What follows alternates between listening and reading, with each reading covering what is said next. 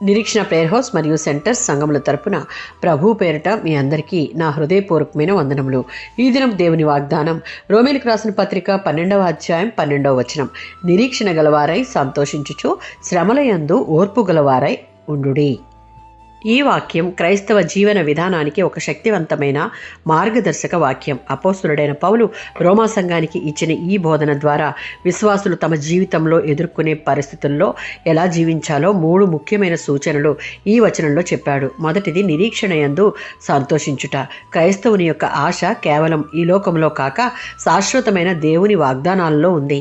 ఈ ఆశ కలిగి ఉన్న మనం కష్ట సమయాలలో కూడా ఆనందించగలం. ఎందుకు అంటే మన నిరీక్షణ క్రీస్తులో స్థిరంగా ఉంటుంది.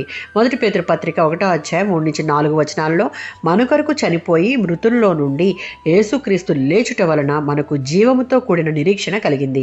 రోమీయులకు రాసిన పత్రిక 5వ అధ్యాయం 2వ వచనం. దేవుని మహిమను పొందుదామన్న నిరీక్షణ యందు సంతోషించుచున్నాము. రెండవది శ్రమల యందు సహనంగా ఉండుడి.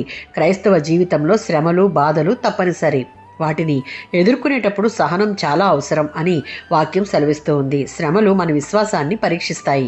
మనం సహనంగా ఉంటే మన ఆత్మీయ జీవితం మరింత బలపడుతుంది. యాకోబు పత్రిక 1వ అధ్యాయం 2-4 వచనాలలో విశ్వాస జీవితంలో ఎదుర్కొనేటటువంటి శ్రమలు మనకు సహనాన్ని కలుగజేస్తాయి.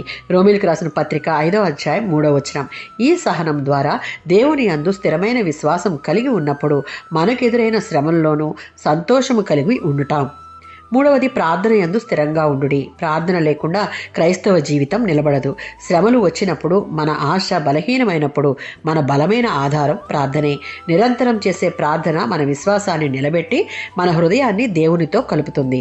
మొదటి దశలోనికైలకు రాసిన పత్రిక 5వ అధ్యాయం 17వ వచనంలో ఉన్నట్లు ప్రతి విషయమందు ప్రతి సమయంలో ప్రార్థన యందు దేవునికి కృతజ్ఞతాపూర్వకంగా వేడుకునే వారంగా ఉండాలి. ఆమేన్.